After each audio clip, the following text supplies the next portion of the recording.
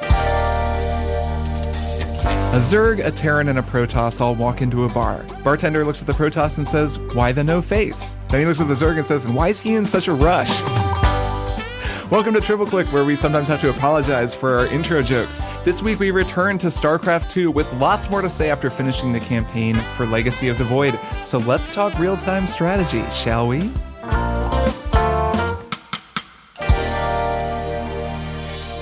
I'm Kirk Hamilton. I'm Maddy Myers. And I'm Jason Schreier. Hello. Hello. It's Welcome us back again. for another it is episode. us again. It is us again. Entering the void. We are. We're entering the void. Re-entering the void. I thought the void was gone because we're just discussing the legacy of the void. That's a what's great the point. void is Yeah. That's true. That's Yeah. true. We're talking about all of the many ways that the void informs our current lives. The legacy of the void. That's what we're talking about this week. But before that, you all know the deal. We are a totally listener-supported podcast, which means that listeners like you are the reason that we're able to do this thing every week. And it's the only way that we make money off of the show. We really, really appreciate all of the wonderful Maximum Fun members who support the creation of this show. And if you would like to join their ranks, you can go to MaximumFun.org/join to become a member. And if you do that, you will be a member of the Maximum Fun Podcast Network, which is a cool thing on its own and also means you get all kinds of bonus episodes from every Maximum Fun show. There's a ton of them. There's like all these great comedy shows, shows about movies, shows with real bona fide celebrities on them, all kinds of things. And you get bonus episodes from them. And of course, you get monthly bonus episodes from us, including, I don't even know where to begin. 30-something episodes that we've recorded so far. I always just remember the Call of Duty Modern Warfare episode. I don't know why. That's the one that always comes to mind. One. Yeah, it was a while ago, but that was a memorable one where Jason had not played Modern Warfare, Call of Duty 4 Modern Warfare. Yeah. So we talk about video games, we talk about TV shows. The next one that we're going to record is going to be about The Legend of Zelda Tears of the Kingdom. It'll be a little bit later. It'll run a little bit into September because we have some exciting scheduling things going on in all of our lives right now that we're working around, but it'll be worth the wait. It's going to be a lot of fun. So that's MaximumFun.org/join to become a member. Thanks so much for supporting the creation of this show. All right, Jason Schreier, what are we talking about this week? This week we are talking about StarCraft II Legacy of the Void, a game we have all been playing as part of our ongoing predictions bet extravaganza. Short version is Maddy and I tied a bet, and we each got to pick games that we would play this year. Earlier in the year, we played Perfect Dark and discussed it as per Maddy's selection, and now we are playing StarCraft II. Really, we've all played StarCraft II Legacy of the Void. We've all beaten it. Played through the campaign and played a little bit of multiplayer. Played the epilogue, prologue and epilogue. Of course. Kirk didn't really play multiplayer. It was really just me. No, and he just did. kind of watched. He was kind of there. Remember? Still. Okay, hold on. Listen, Kirk and I both played against Jason. How are you forgetting this, Jason? We all played a multiplayer match together, and we severely handicapped Jason in order to make it a fair match. That's true. And it was honestly so fun that it kind of made me want to do it again. But there's so many other things we could stream together that I feel like the competition is fierce. But someday we will again. Anyway, let's talk about it. So now that we've all beaten, really we're going to focus on the game as a whole, look at it holistically. We're going to talk about the campaign. So we will be getting into spoilers for StarCraft II Legacy of the Void, just as a warning, in case anyone out there has been waiting eagerly to play this game. We will be talking about the story. What's going to happen to Kerrigan and Raynor and the Void? And the Void. And we're going to be going through it. So let's go around a little bit. Kirk, why don't you start? I'm curious as to kind of overall thoughts now that you guys have completed the entire Legacy of the Void campaign. What do you think of it? What do you think of StarCraft II in general? What's your take?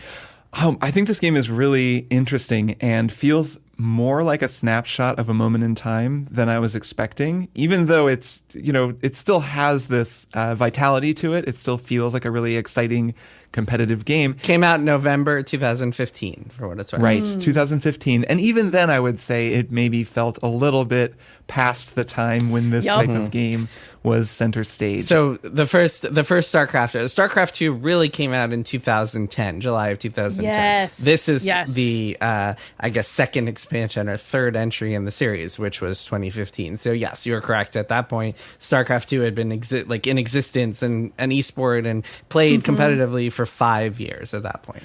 Right, and isn't there even kind of an argument that StarCraft II in its entirety was a little bit past the peak moment of real-time strategy? 100%. Unfortunately, yes. Yeah. Especially the rise of MOBAs also happened very shortly after Wings of Liberty came out. Like, I feel like over the course of these campaigns, that was when we kind of saw that happen. So yeah, I think it's hard for me to not think about Baldur's Gate 3 as I play this game as well. Of course. Only because the real-time versus turn-based juxtaposition is just so strong between those two games. And it's really interesting that the biggest game, the PC game that everyone wants to talk about now in 2023, is a turn-based game where for so long real-time strategy and real-time games were dominant and became dominant in part because of the competitive scene and because you can play them. You know, they require so much more skill that they're a kind of more exciting and more engaging competitive experience. So playing this game, it just really, it really feels like a different time in gaming to me, just from a design perspective and from an experience perspective, like from the perspective of the experience that I have when I play it. But it's also really charming, and that's just mechanically. Narratively, there's a lot more that we can say too. I think the narrative it's really funny jumping into the deep end, I guess, of the narrative of a game like this. But I enjoyed my time jumping with it into the third entry in a trilogy. I mean, even if you had played the first two games, the Protoss stuff is always pretty dense with proper nouns and exposition, and it can be a tough hang, the story, if you're not like full on like embracing the StarCraft stuff. Maddy, to your point, not only did the rise of MOBAs really happen, like you said, between Wings of Liberty and the release of Legacy of the Void, it also had a big influence on the campaign design of both Heart of the Swarm, the 2013 Zerg expansion, and also this, in that in both this and Heart of the Swarm, even more so in Heart of the Swarm, you control hero characters. You have the kind of the MOBA setup with the QWE, the specials and stuff, the special, like the 4 abilities.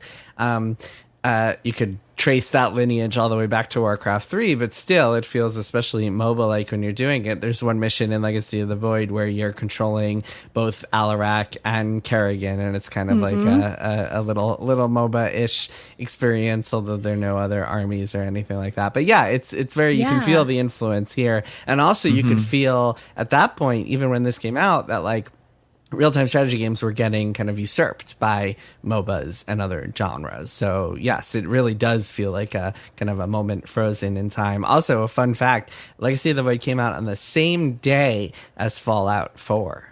Just a little piece of trivia. Wow. That might be relevant for a future topic on this podcast. It might be. Yeah, you know, it's funny you mentioned that mission, Jason, because I was streaming the game to some friends, and that was the exact mission where they were like, did this game come out before MOBAs or after MOBAs? Because this is looking so much like a MOBA right now. And we had to do some Googling to kind of try to figure out exactly when, and it all kind of happened at the same time. But yeah, you can really sense the strain on the game in some of these creative campaign missions where they kind of want it to feel like an adventure game where you're controlling just one character, but then have the big epic scale of controlling entire armies and, you know, clicking and doing all the StarCraft II of it all while still having that individuated story between all the hero characters. I think that it masters that tension pretty well, and it's almost too bad that I think a lot of people had the experience that I did and that I think Kirk did, where I played Wings of Liberty, I was really excited to play the next two campaigns, and then I completely forgot about them. Like, they came out, I just didn't play them. So I've been very happy with it, even though it does kind of feel like something that should have come out in 2010, and it feels like a snapshot of another time. I'm so glad that this bet got us all to play it, because I had such a fantastic time with it, and it felt like closing the loop on a story that I had really enjoyed. And I actually kind of want to go play Heart of the Swarm now, because I had played Wings of Liberty and now I've played Legacy of the Void. So why not complete the trilogy in the completely wrong order and complete You'll enjoy StarCraft II. Yeah, Heart of the Swarm is Heart of the Storm is really cool, and it's got a different sort of spin because you're upgrading Kerrigan over time, and you control her in most of the missions. Yeah, she's so and cool. That's pretty cool. Yeah, that is something about Heart of the Swarm that I had remembered from having played it, that you have Kerrigan on the field in, I don't know about every mission, but a lot of the missions. And there's that even stronger hero focus that I was actually expecting more of in Legacy of the Void, since it came next. And like we've both said, or we've all said, there was that move toward hero-based games happening already. Yeah, I don't know. I think that mission, the mission you referenced, Jason, where Alarak and Kerrigan are down, I don't remember where exactly. Did I say Artanis, not Alarak? Yeah, it's sorry, Artanis. Yeah, you said Alarak, but it's my fault. Didn't quite sound right. Artanis. Who can remember all the names? Yeah, why did we get that wrong? What? It's so obviously Artanis. Artanis, the extremely memorable faceless man, Artanis and Kerrigan are having their little adventure together. It looks like sort of an Uncharted thing, right? Like some sort of an action adventure sequence. Where they even Kerrigan boosts Artanis. Right, we have to open this door, so and so use your special ability to go over there. They're exactly like Joel and Ellie. It's the same story, beat for beat. And really, as emotionally affecting, really, is that too. But you can see them wanting to do more of that kind of storytelling, which is an interesting additional wrinkle to the way that this game reflects its place in a changing games industry, because it's not just that they're sort of embracing the MOBA style of game design where you're controlling a single character and you're putting all of your strategic thinking into that one character. There's also just a different kind of storytelling that happens in a game where two people are alone in a big, exciting, weird place, exploring it and moving from challenge to challenge while talking to one another. And that's just not the kind of story that a real-time strategy isometric view game is able to tell. It just is an awkward fit. It doesn't really work in that level either. Like, it's fun to see them trying to do it. It's like watching a dog stand up on its hind legs and, walk up to a trick. Takeout order at a restaurant, and it's funny because you're watching a thing that doesn't normally do that thing, but it's not a totally natural fit. I found it charming, but not actually all that effective, and it kind of made me want to play a game about these characters that is actually designed to function as that kind of a game, like a more narrative-focused action-adventure game. Yeah, man. Okay, there's a lot of interesting context here. So back in the StarCraft 1 days of StarCraft and Brood War, there were these missions called hero missions, where instead it would kind of shake up the formula a little bit. Most of the time you would be building a base and training an army and doing the kind of traditional RTS mechanics. But every once in a while you would be controlling Raynor and a small squad, and you'd have to survive your way through this base full of Zerg enemies or whatever. Or you would just be Zeratul and you have to zip around, kind of like in the prologue of this game. And those were kind of cool. And then StarCraft II took things further, and I think one of the main reasons for that is that they had this super robust map editor where they could play around and experiment in all sorts of ways. And also part of the idea of this whole experience, the StarCraft II experience, was like, we want multiplayer to be super traditional, and then with single player we can play around. And you'll notice in Legacy of the Void, all of the games, all three of the different StarCraft II modules have kind of different upgrades you can experiment with. You can equip units with different things. In Heart of the Swarm, you can mutate your Zerglings and Banelings into different strains and have them perform in different ways. In this, you can choose up to 3 of each type of unit. Like, you can choose between 3 different variations on it. I love that. It's so super fun. cool. Same. And what they did was they actually added pretty much every unit that was in Brood War that had been cut for StarCraft II, like Corsairs and Reavers and all this other stuff that they just tossed into this game. And then the mechanics of each mission, I think, are very similar, and that they're like, you know what, screw it, let's experiment, let's play around with as many different variations and mechanics as possible. And man, if you guys want to explore some real crazy stuff, there is a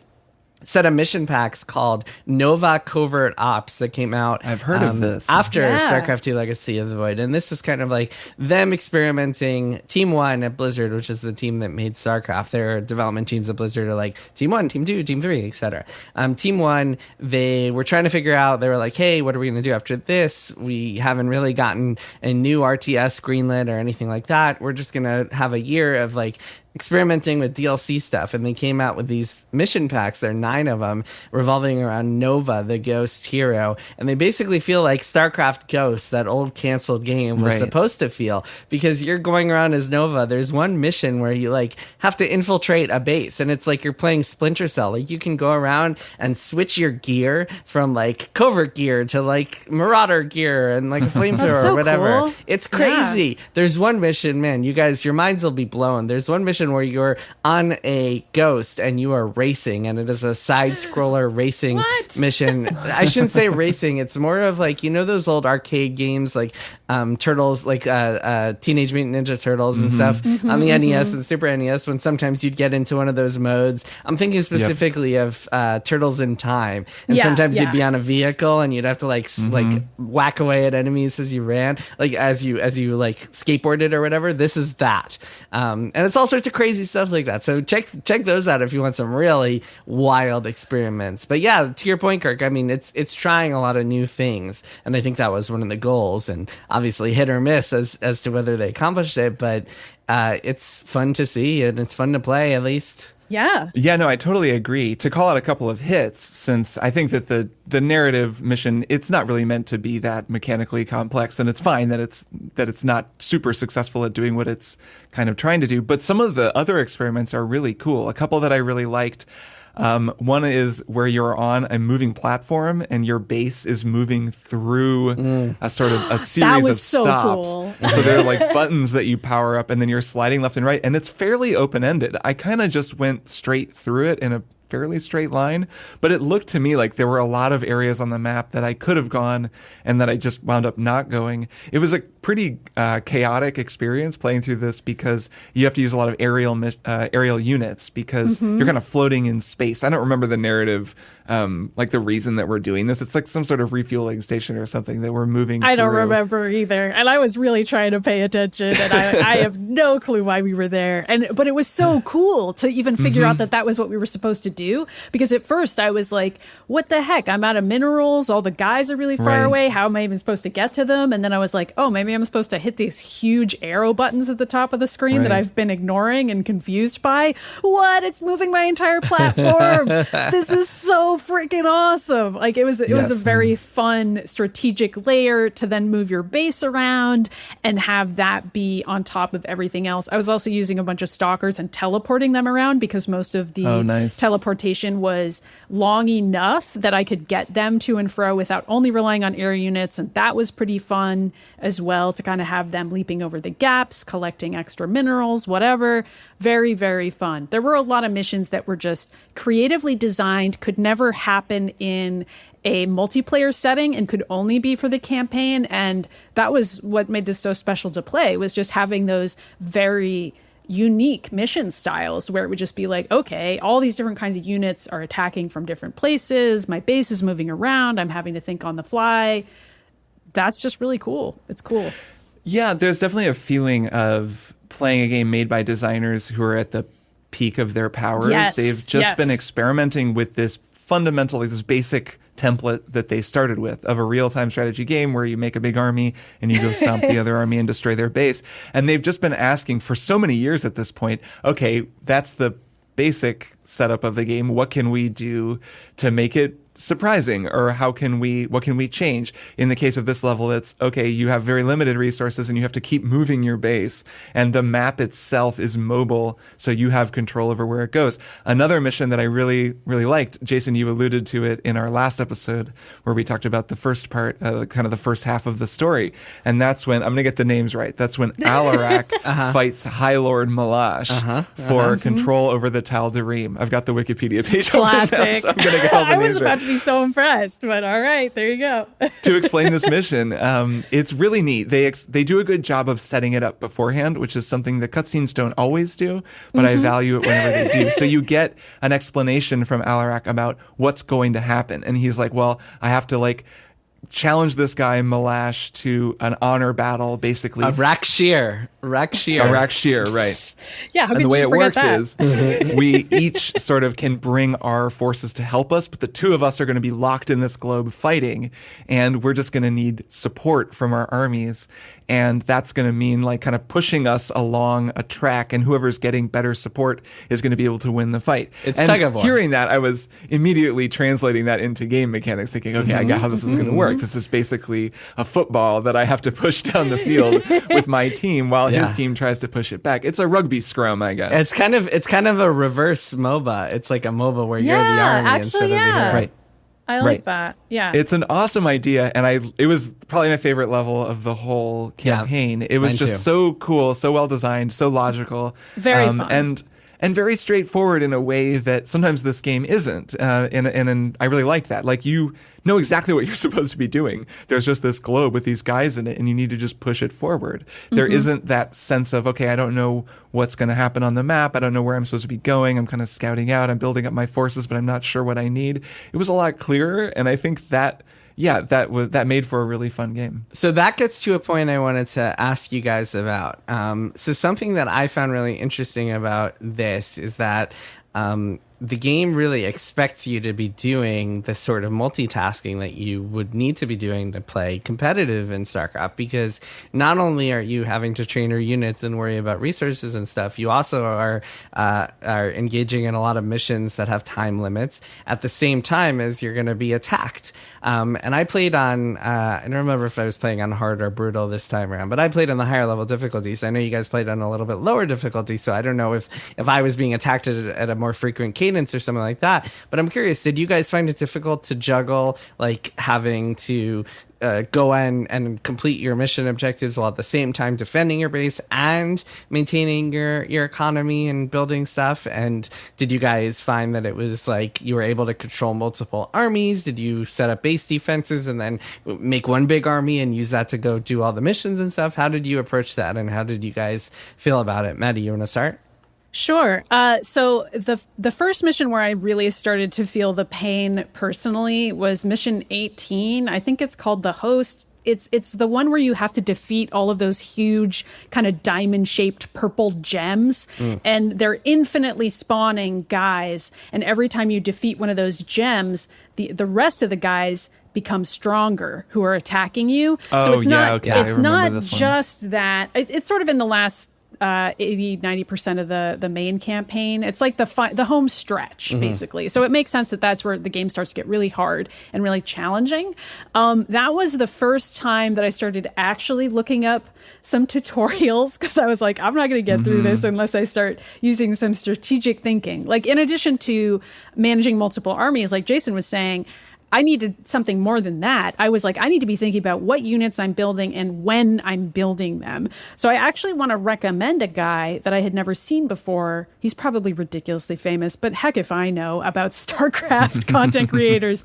But his name is Jay Barino Plays, and he does a bunch of videos where he just goes through exactly which units he created and what his upgrades were back on the ship for each of the levels, and he does them on normal difficulty and brutal difficulty and everything, and he's like, here's how I did these build orders. They're very clear videos. I loved them. I definitely used some of his recommendations and also just looked at the comments from other people being like, here's my build order. And it really got me back in the zone. I was just like, this is so freaking fun. Nice. It's so challenging, but in such a fun way to be like, oh, there's a lot of different ways to beat this. This person did it this way. These other commenters did it this way. I ended up in that fight building a bunch of colossuses. They're really big, stompy stalker guys. And that really worked super, super well.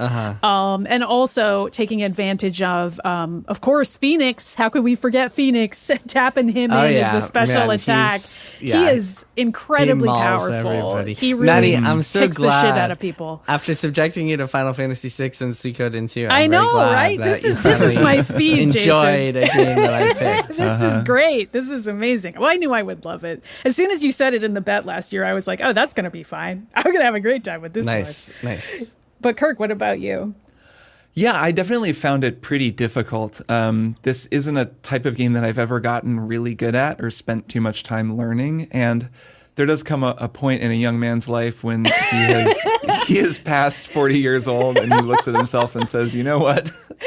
Maybe I'm not going to get good. There are a limited number of years I have left to master new skills, and real-time strategy games from the 2010s might not be. You're not going to spend 10,000 hours playing StarCraft until you become probably a master. not.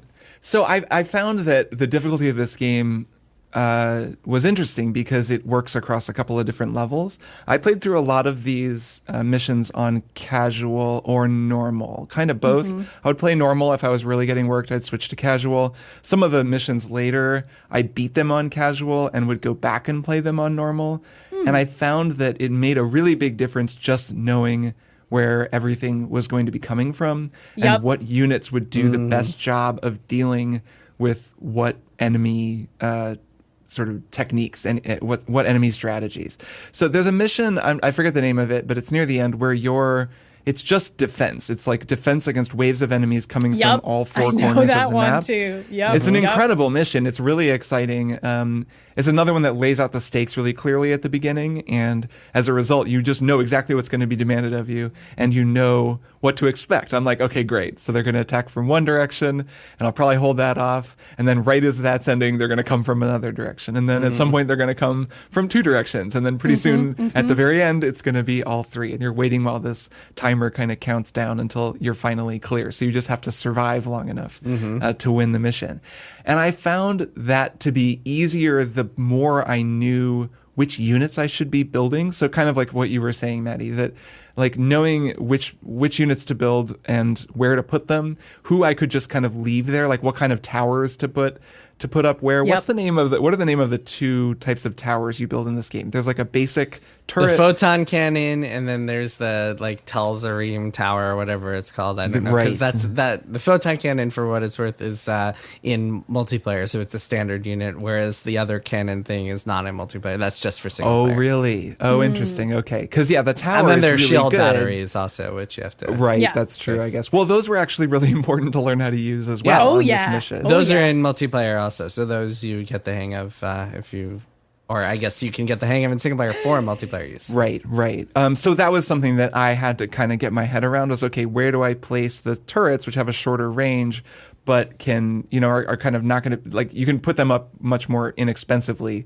and have them in the front with the towers behind them, and the towers are going to be more useful for longer range attacks. What actually is the range of each of these units? And that's just one example. It was true for pretty much every type of unit that I had to build. And with so much going on in a mission like that, 3 separate fronts that you're defending against, where you're losing units kind of all over the place. The game is constantly saying your units are under attack in a way that feels more alarming than it should, because of course my units are under attack. That's the idea. They're always going to be under attack. So I did find that reading walkthroughs, I actually just read the IGN walkthroughs, which are still up and were also really helpful just because they kind of tell you what to expect and give you a couple of tips for, okay, you're going to want to use, this type of unit here, that type of unit there. And a lot of the sort of best practices, especially for defensive strategy, which I found really useful because it would have taken me a long time to figure that stuff out on my own. So did you guys find that you were able to successfully juggle back and forth an army and also the base and training units? Were you able to do that, or were you just kind of lost when you tried winging it? Yeah. Honestly, I felt myself getting better at it as I went along, and I definitely was significantly improving at just adding more guys to different groupings. I got used to having certain numbers that corresponded with my air units versus my ground units and so on. I really got that down. And then what was kind of funny about late in the game, switching over to starting to watch Jay Barrino plays, is that he doesn't do any of that at all, because I guess he's some kind of freaking super genius who just never has that and just will constantly select his units individually just while clicking around the map at lightning speed. So that was kind of wild to go. I know. He doesn't use hotkeys. He uses hotkeys for certain missions, and for other missions, he just doesn't. And I was just like, I can't believe what I'm seeing here. This guy has his buildings on hotkeys, but his army's not on hotkeys, and he is truly just clicking around the map and selecting certain units. It's just like a mouse ninja. Wow. Yeah, I mean, for certain battles, like especially that gem battle that I mentioned, where your units are actually getting destroyed so quickly and you're rebuilding them so quickly in order to keep up with demand, essentially, hotkeying them, I guess, is kind of a waste of time. But yeah, I mean, it was just sort of interesting to see all the different strategies that are possible. But yeah, I certainly got better at using hotkeys. Kirk, did you start hotkeying your buildings after our stream? Yeah, I did. And I still generally just use a sort of a location hotkey where I just go back to my base, and that's kind of like I can get to everything there with my mouse. And because I wasn't playing on anything above normal difficulty, it wasn't that big of a deal if I was moving a little bit slowly. Like I found most of the time that I had more units than I needed, which is something that I actually find really satisfying in these games. Oh yeah. Going all the way back to Warcraft 2. The way that I always played these real-time strategy games, these Blizzard games, was to just build a huge army and to just overwhelm the enemy with sheer numbers rather than spending too much time fine-tuning and optimizing my strategy, where I probably didn't need half of the units that I built. But I like to just have 1 million zealots, and there's just a ton of zealots, and then they just run in, and there are just so many of them whirlwinding around. Yeah, that they destroy the enemy. It's funny you say that, because I feel like a lot of the missions in Legacy of the Void are designed to prevent that, because there's some sort of time limit. I was thinking about this. I was thinking about this when I was doing that one mission where you have to escort these things, and I forget what they're called. It's all just nonsense terminology, like the purifiers or something. They come out of the ground on short trips, and you have to escort them and kill Zerg along the way. And I was thinking about how if you tried to just turtle, which is what it's called when you just kind of sit in your base and build up an army and just defend your place defenses, so you can just build up a massive army and then stomp the map. You wouldn't be able to do that mission because there's a timer, and once the things start to move, you have to go defend them. So I feel like these missions specifically force you to play the game a little bit more the way it was intended to be played. Although it could be different on casual. I'm actually not sure. No, it is. You're correct, and I think that's true. It pushes you outside of doing that, just because that's not really a strategy that'll win a lot of these missions. It's just not what's required. I was mostly talking about how I used to play Warcraft 2. Right, and did this change it? Well, that's what I was getting at. Did this force you to think differently about the game? So it did, though on the lower difficulties, even on normal, you still kind of can win with sheer numbers. A lot of these missions, your production can outstrip the casualties that you're taking, just because you have a lot of really powerful units. By the end of the game, you've just unlocked a lot of stuff on your unit tree. And so there's just huge colossi roaming around, just destroying stuff at range. And, I have so many towers that are doing such a good job of defense that I'm kind of just making dudes to make dudes past a certain point on some of the missions. Making dudes to make dudes, the StarCraft II story. Just making dudes to make dudes. That's the way to play an RTS. Yep. So I found that I wasn't needing to super optimize my army, but at the same time, I had a much better sense of the build rhythm and of just where you want to be placing your resources, which, basically that meta that you're doing, that the way that you have to think about your resources, what you're building, and making sure that everything is working at the same time. There are just rhythms to this game that I'm sure when you start playing competitively, or even on really high difficulties in single player, you have to be very attuned, not just to the rhythms, but to the sort of the amount of energy, the amount of attention that you need to give to any one thing. So you're both feeling the way that, okay, I know I've got this cooking, it'll be done in a second, I've got to go back and assign those. This is about to be, done producing this unit, so I have to assign that again. And you're also aware on a bigger level of, and I'm going to need more of these, and I'm going to need not many more of those, so I don't need to worry about that after this last time. You're kind of always thinking of those different rhythms, I suppose, different subdivisions of the bar. Yeah, well, so it's interesting, not to get too granular here, but one thing I'll point out is that if you're just going by location, then what you can't do is you can't have your buildings be training units while you're controlling your army, which is really the best way. Which wasn't something I was ever really doing yet. Right, which is the best way. When you get into harder difficulties, you pretty much have to do that because you're out, your army is doing something, and at the same time, you want to be training probes back in base, or you want to be training units back in base.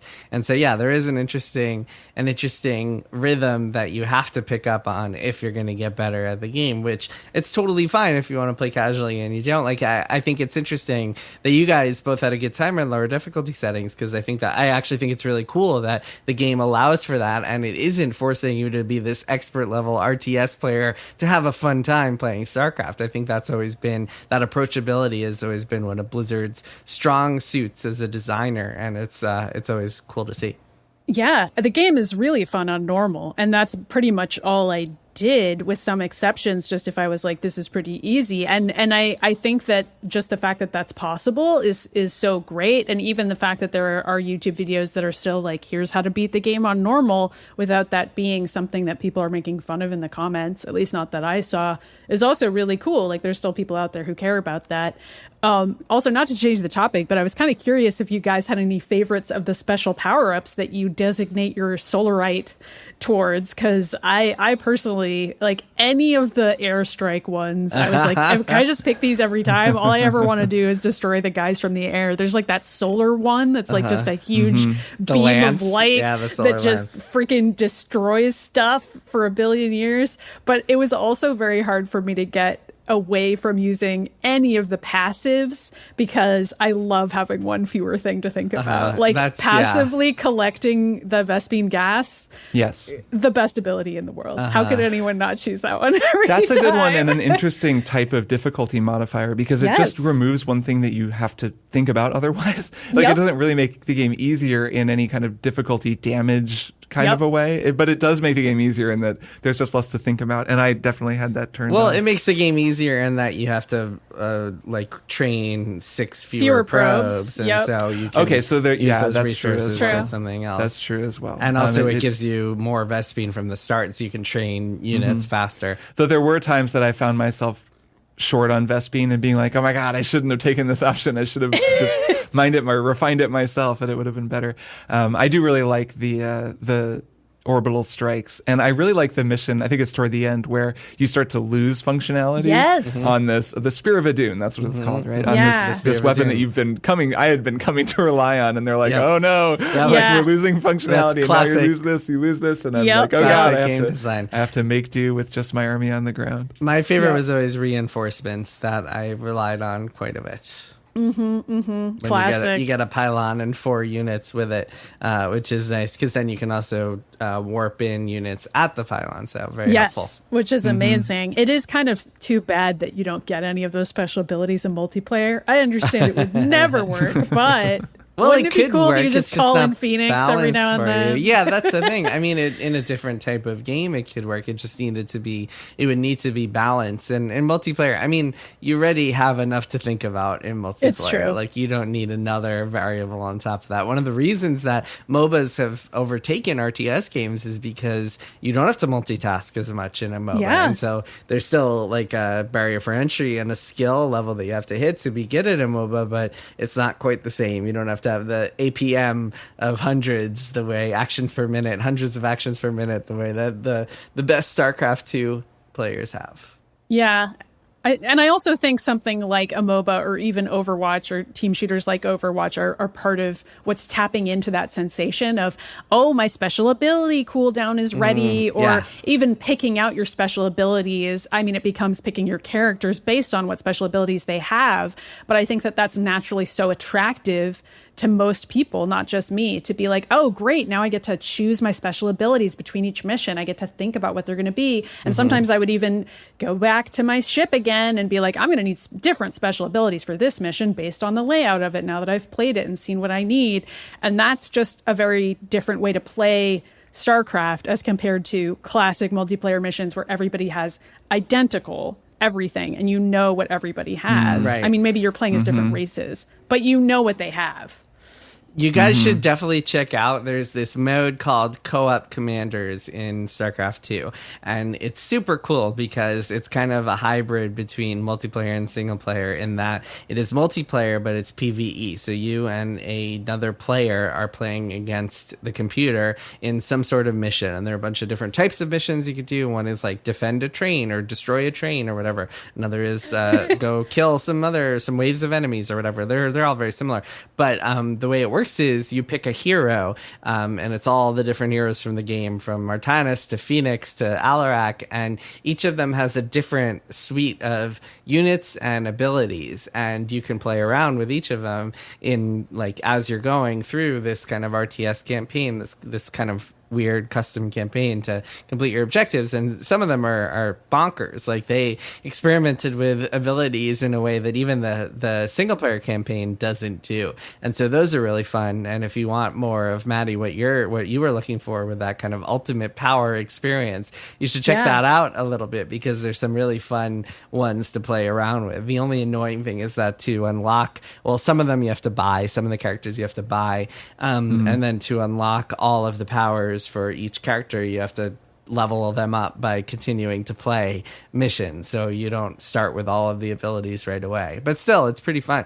Like one of them is man, I haven't played this in a while, but like one of them is just like Zerg robots, and this guy creates like only Zerg robot units or something like that. There's some wild ones. You guys should check them out. Yeah, we should just get really into StarCraft Extended Universe stuff. Like, let's forget modern games. Let's just play a bunch of old Blizzard games. Yeah, why not? You know? Let's make this a StarCraft. Podcast.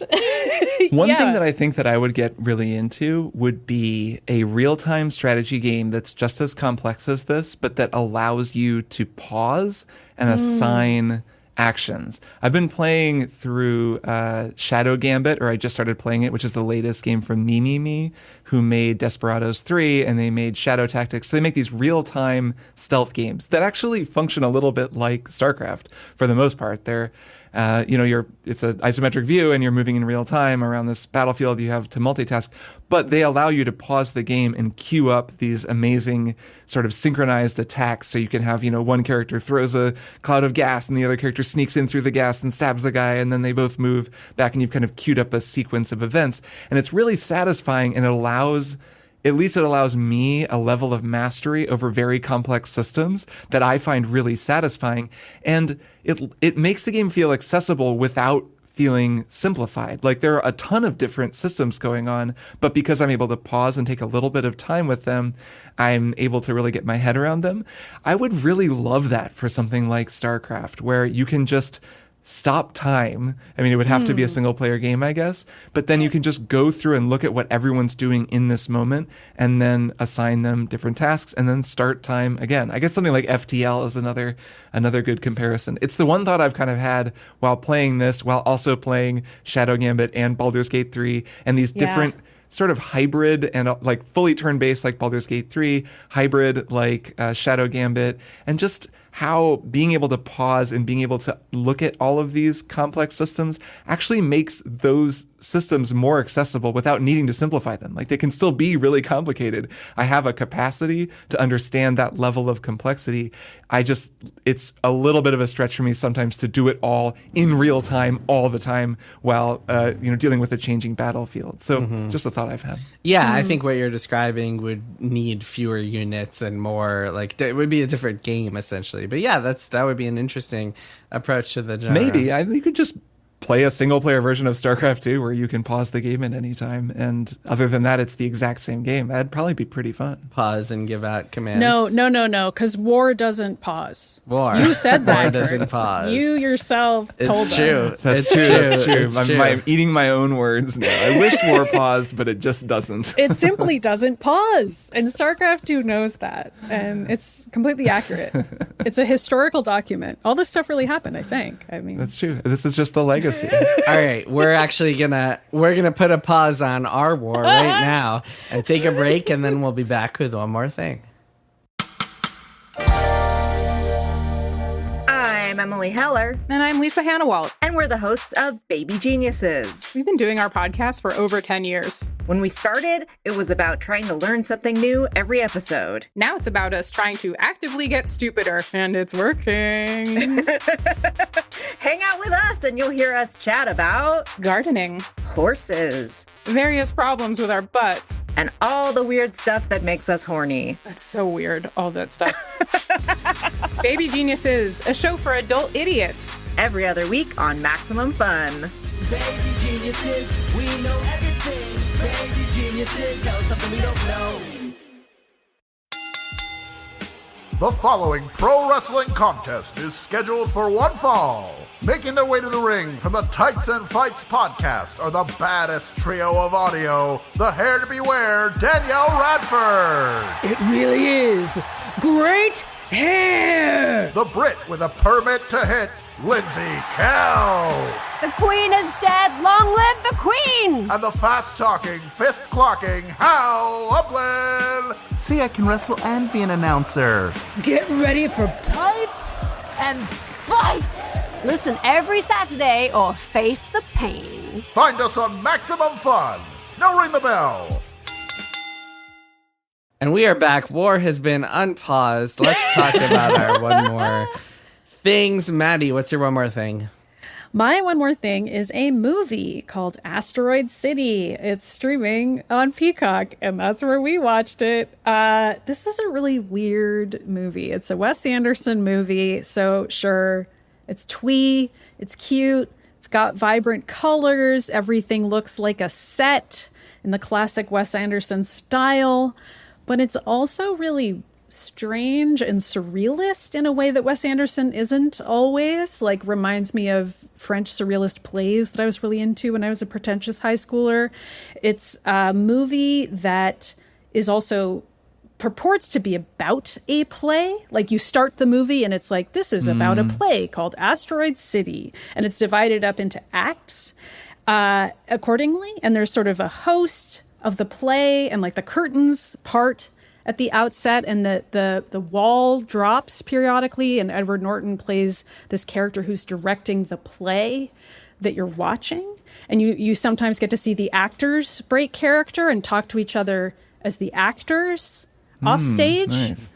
And I really like that as a concept, but it's also very confusing to watch because, I mean, the movie just keeps switching around on you, and you got to kind of keep up with that, and it's very heady stuff, and just in terms of how much you have to keep track of. Like, you have to kind of remember, like, okay, this is the actor's feeling about the character he's playing, and then, okay, now I'm back in the play again, and he's playing his character.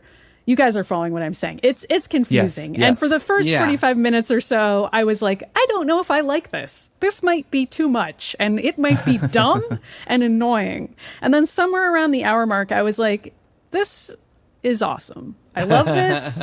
I'm totally on board. I love this. I don't know. Something happened. It kind of clicked together for me. The play is a science fiction play. There's an alien in it.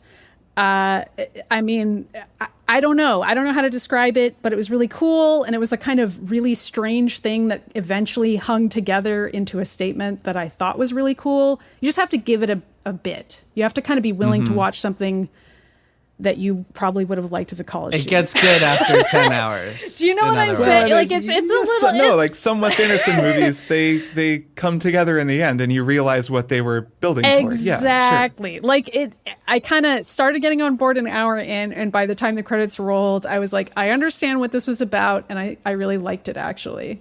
But it's real weird at the beginning. Nice. So yeah, it's called Asteroid City. It's about an alien.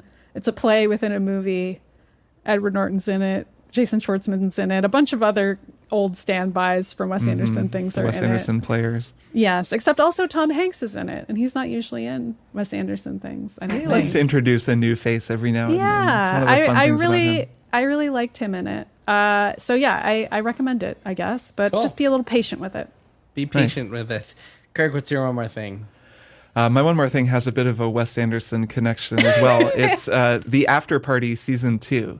This is a show on Apple TV Plus. I'm excited to watch this. Yes, me of a too. show that we all really liked enjoyed the first season. in its first season. So this is a show where someone is murdered and then the cast of characters try to solve the murder by reliving the night of the murder over and over again, Rashomon style, and each reliving of the night is told by a different person and then shot and recreated in a different cinematic style. That's the best I can come up with for the sort of That's accurate. general hook of the show. Yeah. It's a comedy. It stars Tiffany Haddish, Sam Richardson, and Zoe Chow are kind of the three main characters. And they're the three characters who return for season 2 from season 1. They are back in the midst of another murder that they have to solve. It's really the Tiffany Haddish and Sam Richardson show. And really, it's the Tiffany Haddish show. She's so funny. She's so good. She gets to be the star of the funniest episode, at least so far in season 2. Is it all out yet? Or it's still... So it's not all out yet, and I actually wasn't totally sold on it at first. The first episode, which is Sam Richardson's character Anik telling his version of this wedding. So he is now dating Zoe Chow, his ex-girlfriend from the first season. They're now together, and her sister is getting married. And at the wedding, her to-be husband or now husband, who is played by Zach Woods, who we were just talking about, the hilarious Zach Woods as this steals every scene in Silicon Valley. He's playing a weirdo tech billionaire kind of guy. He is murdered, and no one knows who did it. And so now they're back stuck in another murder, and they call in Tiffany Haddish, who has since left the police force and become an author because she wrote a book all about the murder from season 1. And she kind of comes back in before the police come because no one wants to call the police yet because they're worried. They don't really know who it's going to be. So they bring her in as a kind of consultant, and she begins, interviewing everyone again, just like in season 1. So at the beginning, Anik's episode, the opening episode, I wasn't totally sold. It's like a rom-com, everything goes wrong at the wedding, like Meet the Parents kind of a thing. And it was okay, but I was like, I don't know, is this show going to really have juice in season 2? But it's gotten really, really good as it's gone on. It's had a couple of really standout episodes. There's a very funny Wes Anderson send-up starring Anna Konkle, who Maddy, you'll know from Pen 15. She's one of the stars of I Pen love her. 15. She's so good on that show. She's extremely funny, and it's cool to see her getting work. But Ken Jeong is also in this. Perfect. And John Cho, his episode actually just aired. He's their uncle or their funkle. He's their fun uncle. And his story is told in the style of a kind of sweeping melodramatic epic. And it's really good. It's just the mystery has been really fun. It's constantly surprising. Each character has revealed sides to themselves that, you don't see when you first meet them in the first episode. And the other standout episode is Tiffany Haddish's, the episode that focuses on her, which is basically in the style of a Basic Instinct, sexy thriller from the 90s, adult thriller. Absolutely hilarious. She's so funny. The way that she's just totally the star of the show. And that episode, we were dying laughing. It was one of the funniest things I've seen in a long time. So it's been really great. I don't know who did it. I have my theories, but they're constantly surprising us every episode. So I'm not sure who it's going to be. It could be that it's kind of a letdown, but in the end, the show isn't really about being satisfied with who did the murder. It's more just about the comedy and the journey. So I've been really enjoying it. That's on Apple TV Plus. It's the Afterparty season 2. Yeah, cool. Good stuff. The first season was great. I'll probably wait until. So when is the entire episode? Entire series? Almost done. I think there's one or two episodes left. Yeah. I'll probably wait for the whole season. But yeah, that's exciting. Cool. My one more thing is a book called Traffic by Ben Smith, which was also my one more thing. Yeah. Last week, but I was having a flashback. I finished the book, so I figured I would talk about it again because last week I just scratched the surface, and so I figured I'd discuss it a little bit. This is an interesting book. As I mentioned last week, it's kind of a strange experience to be reading a book where some of the characters involved, especially one of the two main characters. And the book is really interested in telling the story of the rise of BuzzFeed and the rise of Gawker and their respective creators, Jonah Peretti with BuzzFeed and Nick Denton with Gawker, and how they may or may not have changed the internet. And by the end of the book, it's kind of it it's really Ben Smith writes that like perhaps they were the Rosencrantz and Guildenstern, and the real characters were these kind of like host of villains that are on the periphery. I was going to say, did they change the internet or did the internet change them? People like, well, really, I mean, the real story here is that like characters like Andrew Breitbart and Baked Alaska and a bunch of other kind of right-wing troll-type personalities. There's a name I haven't heard in a little while. Right. Yeah. Or like Benny Johnson, Wow. this plagiarist conservative dude. All these characters were kind of like on the periphery here, learning about traffic and kind of using it for their own gains and their own goals. The book is weird. I don't know if I would recommend it to anyone unless they're like super media junkies, because it doesn't really, I don't know, it doesn't have the sort of details and anecdotes that I was looking for. And in fact, having lived through a lot of the Gawker stuff, I was actually expecting more. For example, there's one section where it's like a couple of paragraphs where he talks about the kind of infamous 2015 Gawker story that outed a C-suite executive at Condé Nast, and really kind of breezes past it when internally at Gawker Media, that was like one of the most dramatic moments of the company's history. We like had, it was the first time a post was ever removed. The editorial director and the editor-in-chief resigned over it. It was pretty wild. It was a huge thing. Do you get the sense that because Ben Smith's background is really at BuzzFeed, that it's just a little bit more of a BuzzFeed focused story? No, it's more that because it's trying to cram in so much, it just really does a cursory job of hitting a lot of the scenes, which is kind of inevitable with a book like this. But there just isn't enough like really good behind the scenes like media gossip for you to be like, oh man, this is fascinating. There's some juicy stuff in here, because there isn't. And I didn't feel like I came away learning that much from it the way I was hoping to. You have to wonder what Nick Denton's book would be like. If he wrote It's one. interesting. So get this, it's fascinating. So both Jonah and Nick and a host of other characters participated in this book and were willing to do interviews, except Nick, in true Nick Denton fashion, would only do interviews by either text message or in a Google document, where like he would respond to questions in a Google Doc. Oh, and he could make them in suggesting mode, or he could accept and reject paragraphs in the book. No. It wasn't the book. It was like, no, it was like Ben would write questions to him in a Google Doc, and he would write responses. So only written responses, in completely other words. Bizarre way to conduct Very an interview. Very strange. There were a couple of good scenes. There's one scene that was like Disney executives trying to buy BuzzFeed, and afterwards they all like get high on a roof and start arguing over whether they should accept the deal, and that sort of stuff was fun to read about. But yeah, I don't know. I guess I was expecting a little bit more. Also, unsurprisingly, the word Kotaku is mentioned 0 times in the entire book. Well, that's what's really missing. Not even a footnote to history. Not really. even a footnote. Yeah, they should have had a part that was like Kotaku staffers were not present during like all the scenes where people are doing drugs and drinking and stuff. Just like in parentheses, they're like, by the way, no one from Kotaku was there for that wild party either. Yeah, they should have put that in.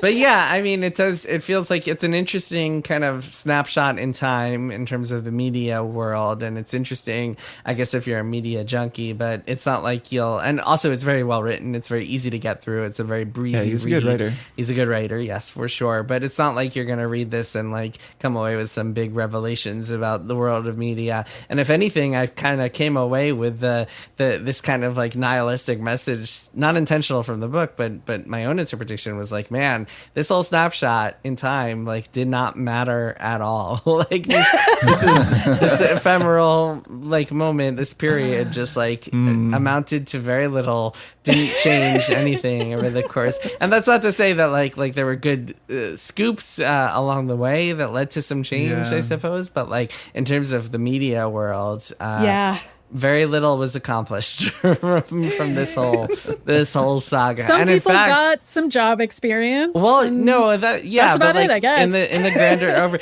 in fact, the most interesting part I thought was there's a chapter about the New York Times and their kind of internal politics over going digital, and how they like Jonah Peretti came and like did a speech for them and stuff, and Jonah Peretti and like other people thought like, look at this dinosaur, like we're gonna eat its lunch, and then the New York Times yeah. turned around and just destroyed everybody by like making this incredible digital adaptation, and turned around and really reinvented itself in a way that just blew the BuzzFeeds and Gawkers of the world out of the water. So yeah, it was really, I guess there's some interesting stuff. I should say it's not all cursory and boring, but I do think it's more of a book for journalists and media junkies than like your average connoisseur of news in the world. But yeah, no, that's the book. I just wanted to talk about it now that it's finished. All right, that is my one more thing. It is time to say goodbye. Kirk, Maddy, I'll see you both next week. Yeah, see you next week. Bye. Triple Click is produced by Jason Schreier, Maddy Myers, and me, Kirk Hamilton. I edit and mix the show and also wrote our theme music. Our show art is by Tom DJ. Some of the games and products we talked about on this episode may have been sent to us for free for review consideration. You can find a link to our ethics policy in the show notes. Triple Click is a proud member of the Maximum Fun Podcast Network, and if you like our show, we hope you'll consider supporting us by becoming a member at MaximumFun.org/join. Find us on Twitter at TripleClickPod, send email to tripleclick@MaximumFun.org, and find a link to our Discord in the show notes. Thanks for listening. See you next time.